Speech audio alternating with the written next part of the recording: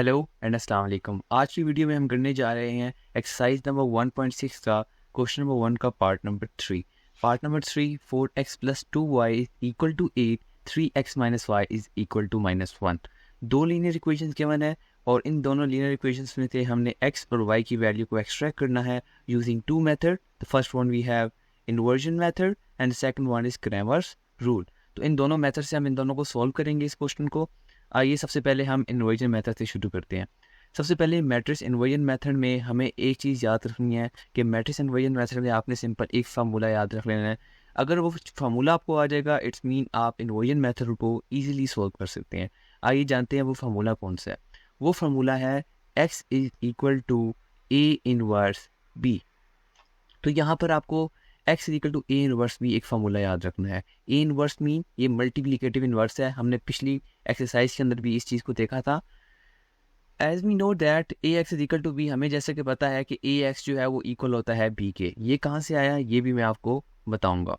और इसमें से आपने यहाँ से कैपिटल एक्स की वैल्यू को एक्सट्रैक्ट करना है। तो ए जब राइट साइड पर जाएगा तो वो हो जाएगा इन्वर्स। तो ए इन्वर्स इनटू बी। जब आपको ये फार्मूला याद आ जाए तो आपने अपने ध्यान में ये चीज़ रखनी है कि हमने कैपिटल एक्स की वैल्यू हमेशा निकालनी है। तो कैपिटल एक्स की वैल्यू निकालने के लिए हमें ए इन्वर्स की वैल्यू निकालनी पड़ेगी। जब उसका आंसर आ जाएगा तो उसको बी से मल्टीप्लाई करना पड़ेगा। तो अब जानते हैं कि ए इन्वर्स को हम किस तरीके से निकालेंगे। तो ए इन्वर्स निकालने के लिए सबसे पहले हमें ए चाहिए होगा, ए मैट्रिक्स चाहिए होगी, बी मैट्रिक्स चाहिए होगी और कैपिटल एक्स मैट्रिक्स चाहिए होगी। तो सबसे पहले हमें एक्स, ए और बी की वैल्यू को यानी मैट्रिसेस को लीनियर इक्वेशन में से एक्सट्रैक्ट करना होगा। तो लीनियर इक्वेशन में मूव करते हैं। यहाँ पर लिखा हुआ था 4x plus 2y equal to 8, 3x minus Y equal to -1। तो हमारे पास ए की वैल्यू किस तरीके से एक्सट्रैक्ट करनी है। तो एक्स के साथ यहाँ पर क्या लिखा हुआ है 4, वाई के साथ क्या लिखा हुआ है 2। तो हमने 4 और 2 को नीचे उतार दिया। इसी तरीके से एक्स के साथ यहाँ पर क्या लिखा हुआ है 3 और वाई के साथ यहाँ पर लिखा हुआ है -1। जब वाई के साथ कुछ नहीं होता इट्स मीन कि 1 होता है। तो 3 और -1 को यहाँ पर उतार दिया। तो ये जो मैट्रिक्स निकल आई है ये मैट्रिक्स निकल आई है हमारे पास ए मैट्रिक्स। ठीक है। देन साथ हमारे पास निकला। अब हमने देखना है कि इसके अंदर हमारे पास कौन कौन से वेरिएबल इन्वॉल्व हो रहे हैं। तो हम देखते हैं इनके अंदर हमारे पास वेरिएबल जो इन्वॉल्व हो रहे हैं वो एक small X and small Y. तो यहाँ पर हमने ऊपर स्मॉल एक्स लिख दिया और नीचे स्मॉल वाई लिख दिया। तो इस पूरी मैट्रिक्स को हम कहते हैं कैपिटल एक्स। ठीक है। ये चीज़ आपने समझ ली है कि हमने ए की वैल्यू किस तरीके से एक्सट्रैक्ट की, एक्स की वैल्यू किस तरीके से एक्सट्रैक्ट की और देन हम यहाँ पर बी की वैल्यू किस तरीके से एक्सट्रैक्ट करेंगे। बी की वैल्यू जस्ट सिंपल है 8 ऊपर आ जाएगा और -1 नीचे आ जाएगा। तो ये हमारे पास हो गया बी मैट्रिक्स। ए भी हमने एक्सट्रैक्ट कर ली, एक्स भी एक्सट्रैक्ट कर लिया और बी को भी एक्सट्रैक्ट कर लिया। देन हम समझते हैं जब हमारे पास एक्स, ए और बी भी निकल आया देन हमने क्या करना है। देन हमने करना है ए का इन्वर्स। अभी लेफ्ट हैंड साइड को कुछ देर के लिए भूल जाएंगे, हम राइट हैंड साइड को सॉल्व करेंगे। हमने क्योंकि यहाँ पर मैंने आपको स्टार्टिंग में भी बताया कि हमने कैपिटल एक्स की वैल्यू को एक्सट्रैक्ट करना है, निकालना है। तो कैपिटल एक्स की वैल्यू निकालने के लिए ए इनवर्स को बी के साथ मल्टीप्लाई करना होगा। तो हमें यहाँ पर ए इनवर्स सबसे पहले निकालना है। ए इनवर्स मीन इसका मल्टीप्लिकेटिव इनवर्स। तो मल्टीप्लिकेटिव इनवर्स निकालने के लिए हमने पहले ऑलरेडी एक्सरसाइज नंबर 1.4 थी आई थिंक सो, हमने उसमें इस चीज़ को कवर किया था कि मल्टीप्लिकेटिव इनवर्स निकालने के लिए हमें दो चीज़ें चाहिए होंगी। एक हमें निकालना पड़ेगा उस मैट्रिक्स का एडजॉइंट जिसका हमने मल्टीप्लिकेटिव इनवर्स लेना है और दूसरा हमें चाहिए होगा उसका डिटर्मिनेंट। तो डिटर्मिनेंट और एडजॉइंट में से हम सबसे पहले निकालते हैं डिटर्मिनेंट। क्यों? जब तक डिटर्मिनेंट अगर निकालेंगे तो वो हमारे पास नॉन सिंगुलर आना चाहिए। तो यहाँ पर हम सबसे पहले क्या निकालेंगे ए मैट्रिक्स का डिटर्मिनेंट। तो निकालते हैं ए मैट्रिक्स का डिटर्मिनेंट। तो 4 3 2 -1 था। तो सबसे पहले इसको डिटर्मिनेंट फॉर्म के अंदर कन्वर्ट किया हमने यहाँ पर वर्टिकल लाइंस के थ्रू। देन हम यहाँ पर करेंगे क्रॉस मल्टीप्लिकेशन। तो यानी कि 4 को मल्टीप्लाई करेंगे -1 के साथ एंड दरमियान में साइन यूज किया माइनस का। देन हम मल्टीप्लाई करेंगे 3 को 2 के साथ।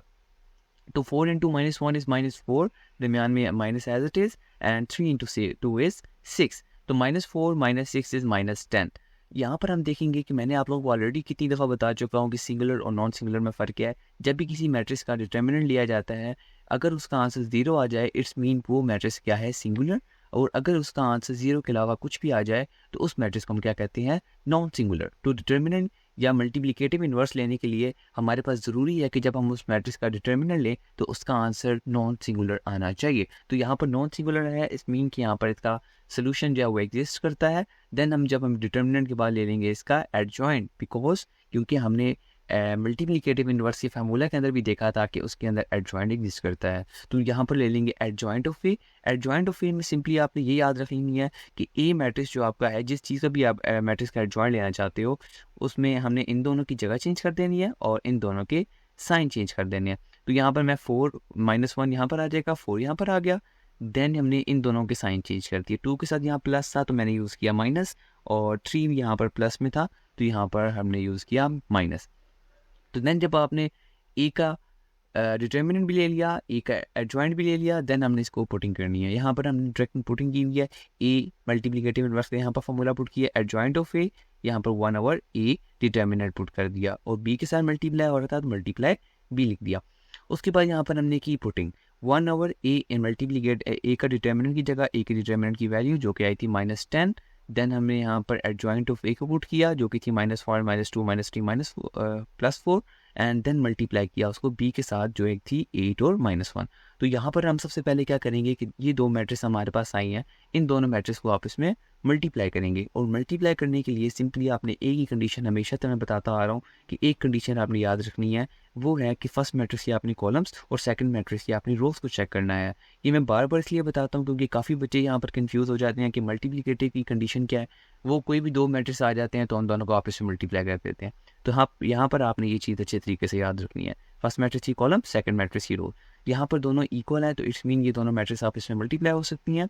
तो आपने यहाँ पर मल्टीप्लाई करेंगे तो यहाँ पर आ जाएगा -8 + 2 और -24 प्लस इंटू -4। ये आपको तरीका मैंने ऑलरेडी पिछली वीडियोस के अंदर सिखा दिया है कि प्रोडक्ट किस तरीके से लेते हैं दो मैट्रिक्स का। तो 1/-10 आ गया। ये -8 + 2 जो है वो -6 के इक्वल होता है, और -24 प्लस माइनस तो -24 - 4 जो है वो होता है -28 के इक्वल।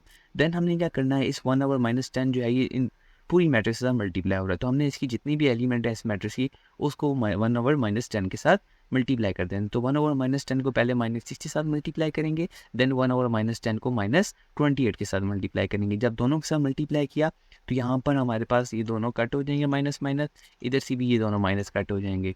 देन यहाँ पर हम कटिंग करेंगे 2 3 = 6 एंड 2 5 = 10, तो 3/5, और यहाँ पर कटिंग होगी 2 5 = 10 और 2 14 = 28। तो यहाँ पर हमारे पास आया 3/5 एंड 14/5।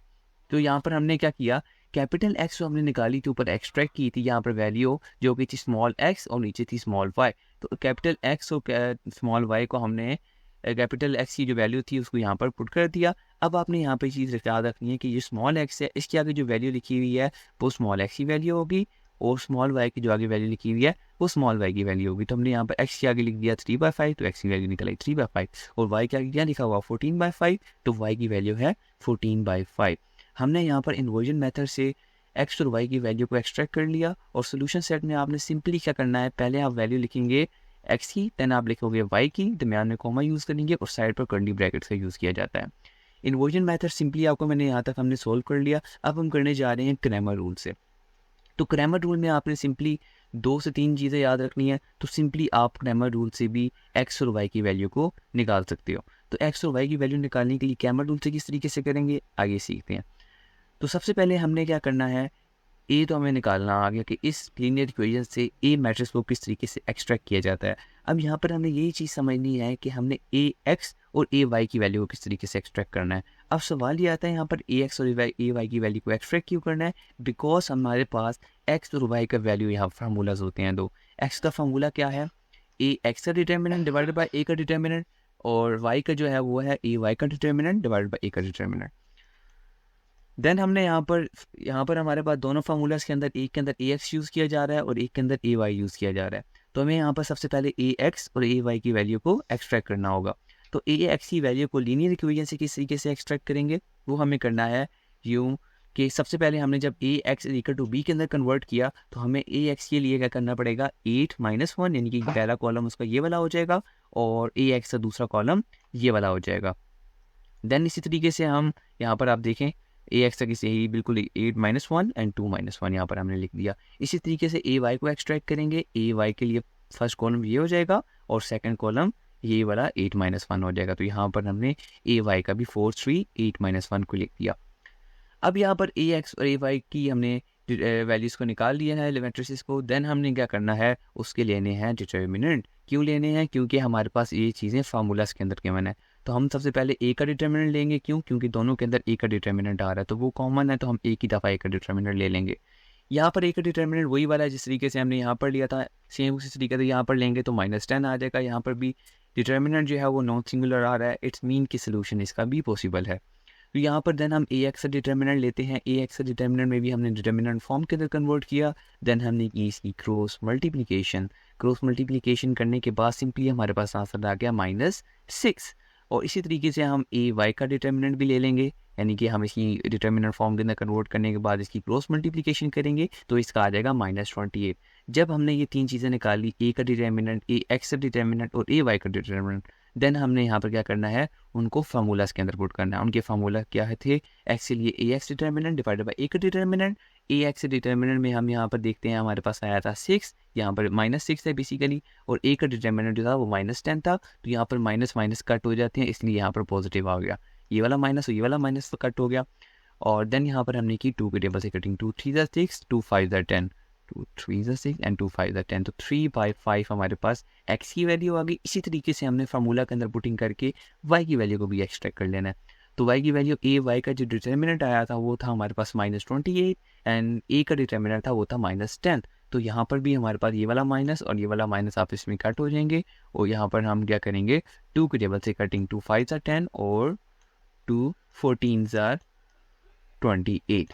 तो y की वैल्यू क्या आ गई, 14/5। सिंपली आपने ग्रामर रूल में क्या याद रखना है, मैं आपको ऑलरेडी पिछली 2 वीडियोस के अंदर बता चुका हूँ। हम पिछली 2 वीडियोस ग्रामर रूल और नोवेरियन मेथड कर रहे हैं कि सिंपली आपने ग्रामर रूल में x और y का फार्मूला याद रखना है, उसमें हमें फार्मूला आना चाहिए। देन हमें याद रखना है कि डिटर्मिनेंट किस तरीके से निकालते हैं और ए एक्स और ए वाई की वैल्यू को किस तरीके से एक्सट्रैक्ट करते हैं। जब आपको ये चीज़ समझ आ गई तो आप ग्रामर रूल को ईजिली सोल्व कर सकते हैं। देन आपने यहाँ पर जब एक्स और वाई की वैल्यू निकाल ली, देन आपने इसको सोल्यूशन सेट के अंदर सिंपल लिख देना है 3/5, 14/5। यहाँ तक हमने एक्सरसाइज नंबर 1.6 का क्वेश्चन नंबर 1 का पार्ट नंबर 3 कंप्लीट कर लिया। नेक्स्ट वीडियो में हम करेंगे पार्ट नंबर 4 और इसकी प्लेलिस्ट का जो लिंक है वो मैं नीचे डिस्क्रिप्शन में दे दूंगा। तब तक के लिए अल्लाह हाफिज़, अपना ख्याल रखिएगा, बाय बाय।